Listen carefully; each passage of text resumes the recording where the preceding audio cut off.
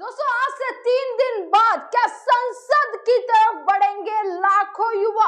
क्या इस देश का लाखों युवा संसद को चारों तरफ से घिराव करने का काम करेगा? दोस्तों आपको बता दें, लगातार जंतर मंतर पर युवाओं का प्रदर्शन चल रहा है। धर्मेंद्र प्रधान के इस्तीफे को लेकर आज 27 दिन पूरे हो चुके हैं और 27 दिन बाद भी हालात जो के तो है, यानी कि अब तक सरकार ने कोई बात नहीं सुनी है। एक तरफ सोनम वांगचुक जो लगातार भूख हड़ताल पर बैठे हैं, 18 दिन पूरे हो चुके हैं सोनम वांगचुक को भूख हड़ताल करते हुए, पर क्या फायदा हो रहा है आखिरकार उस भूख हड़ताल का? ये एक बहुत बड़ा सवाल उठ जाता है। अब जो सीधे सीधे नजर टिकी हुई है, जो उम्मीद टिकी हुई है ना दोस्तों, वो टिकी हुई है 20 जुलाई पर, यानी कि आज से केवल 3 दिन बाद 72 घंटे बाकी हैं और 72 घंटे बाद जहां एक तरफ इस देश की संसद का मॉनसून सत्र चलेगा और उस सत्र का पहला दिन होगा, वहीं दूसरी तरफ युवाओं का एक बड़ा प्लान तैयार है कि किस तरीके से संसद तक, जंतर मंतर से लेकर संसद तक मार्च करने वाले हैं। दोस्तों आपको बता दें, ऐसा लग रहा है कि अब सरकार चार तरफ से घिर चुके हैं। चौतरफा जो है वो घिरती हुई, फंसती हुई अब नजर आ रही है, क्योंकि एक तरफ राहुल गांधी भी प्लान बना चुके हैं। पूरा इंडिया अलायंस जो है वो ये तैयारी कर चुका है कि इस बार संसद में किस तरीके से इस सरकार को घेरने का काम करेंगे, आखिरकार किस तरीके से सरकार से सवाल करेंगे और सरकार से जवाबदेही लेंगे। वहीं दूसरी तरफ उसी दिन एक तरफ राहुल गांधी जो संसद में इस बार सवाल करने वाले हैं, वहीं दूसरी तरफ उसी दिन सेम डे 20 तारीख को 9 बजे बोला गया है सीजेपी की तरफ से कि भाई जंतर मंतर से संसद की तरफ मार्च करेंगे। दोस्तों एक बड़ी चीज आपको यहाँ पे मैं बता देती हूँ, 1.5 लाख लोग, आपको मैं बताऊं, जब ये पूरा प्लान तैयार हुआ तो सीजेपी की तरफ से जो अभिजीत दीपके हैं, उन्होंने एक नंबर दिया एक मिस कॉल करने के लिए कि आप इस नंबर पे मिस कॉल कर दीजिए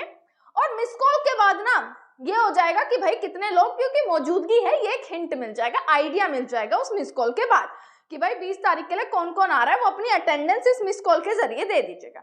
दोस्तों अब तक 1.5 लाख लोगों ने 2 दिन पहले नंबर जारी किया और 2 दिन में 1.5 लाख लोग जो है वो अपनी हाजिरी लगा चुके हैं, वो अपनी अटेंडेंस लगा चुके हैं। किस लिए?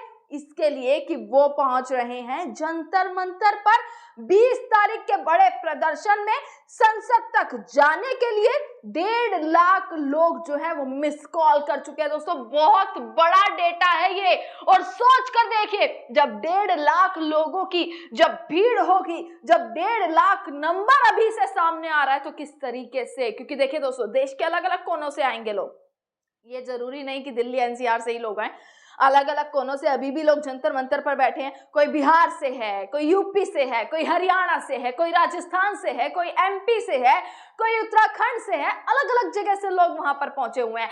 अब अलग अलग जगह से अगर 20 तारीख को आएंगे तो ये बात तो बेहद जाहिर सी बात है कि भाई बॉर्डर्स को सील किया जाएगा।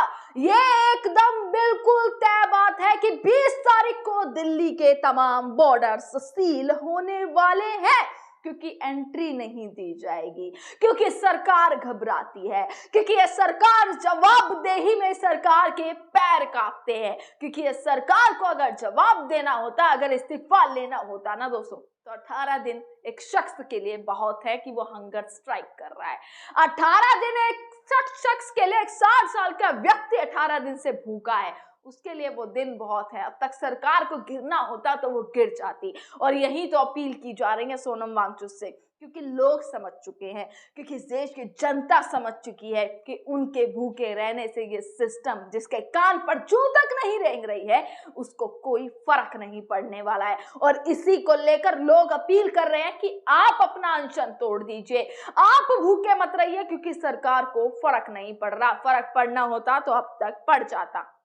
दोस्तों बात मैं 20 तारीख की, वापसी 20 तारीख पे आती हूँ। 20 तारीख ना बहुत बड़ी उम्मीद है, जितने भी लोग जंतर मंतर पर बैठे हैं सबकी नजरें 20 तारीख पर है, क्योंकि सबको लग रहा है कि भाई 20 तारीख को वो संसद जा पाएंगे, वो संसद जाएंगे, अपना विरोध करेंगे, तो क्या होगा, संसद तक की अगर बात आ गई है तो धर्मेंद्र प्रधान को इस्तीफा देना पड़ेगा। पर सोच कर देखिए, ये सरकार क्या ऐसा होने देगी? क्या संसद तक, जहां संसद का पहला दिन है, अगर संसद तक जाना है तो ये सोचिए कि इंटरनेशनल लेवल तक ये खबर निकल जाएगी, इंटरनेशनल लेवल तक ये खबर निकल जाएगी।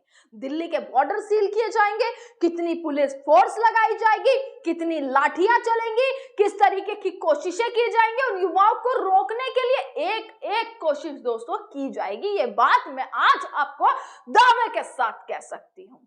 और ये सरकार किस तरीके से फंसती हुई नजर आ रही है, सोचिए।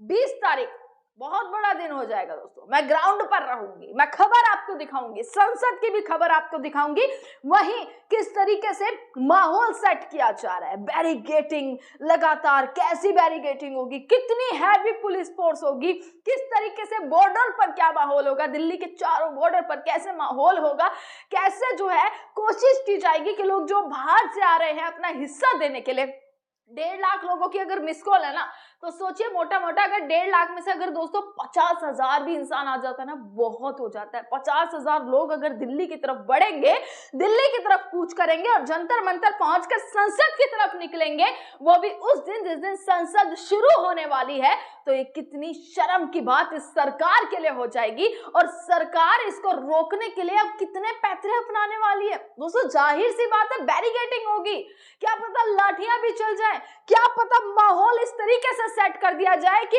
ब्लेम युवाओं के सर ही फोड़ दिया जाए, युवाओं को ही गलत दिखा दिया जाए, रोका जाएगा छात्रों को, संसद तक जाने नहीं दिया जाएगा। ये बात लोग जानते हैं, ये बात इस देश का युवा जानता है, फिर भी वो कोशिश कर रहा है कि वो शांतिपूर्वक तरीके से जाए। अब दोस्तों राहुल गांधी की बात करें तो राहुल गांधी लगातार लगे हुए हैं। राहुल गांधी जहां एक तरफ देहरादून में रैली, कोटा में रैली, भाई चकाचक भीड़, आप सोच कर देखिए, राहुल गांधी की देहरादून में रैली है कल, और झटके पे झटका इस सरकार को लग रहा है। इधर से कांग्रेस युवाओं के साथ जुड़ती नजर आ रही है, उधर युवा जंतर मंतर पर जुड़ता नजर आ रहा है। जहां बीजेपी को लगता था इस देश का युवा उनके साथ है, वहां बीजेपी का ये वहम भी अब दूर हो चुका है, क्योंकि युवाओं को अब जोड़ने का काम विपक्ष करता हुआ नजर आ रहा है। युवाओं से संवाद करने का काम विपक्ष कर रहा है, राहुल गांधी कर रहे हैं, और विपक्ष का तो पूरा प्लान है इस बार संसद में घेरने का।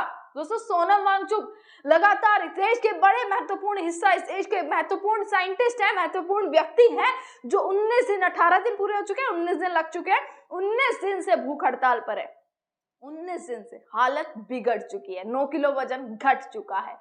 और इसीलिए तो दोस्तों अगर हाई कोर्ट तक बात गई है ना, दिल्ली हाई कोर्ट में याचिका दायर कर दी गई कि 2 दिन में अगर सोनम वांगचुक में उनकी जान जा सकती है अगर वो अनशन नहीं तोड़ते हैं, हाई कोर्ट तक याचिका गई है, तो यानी प्रेशर इस सरकार पर पड़ रहा है। अब इस प्रेशर के बीच क्या 20 तारीख से पहले सरकार कोशिश करेगी उठाने की, यानी पूरे आंदोलन को इस्तीफा लेगी, इस्तीफा लेना होता तो अब तक ले चुकी होती, या फिर 20 तारीख को पूरी कोशिश करी जाएगी धरने को समाप्त करने की, धरने को खत्म करने की। और धरना खत्म हो गया तो धर्मेंद्र प्रधान आखिर वहीं की वहीं रह जाएंगे।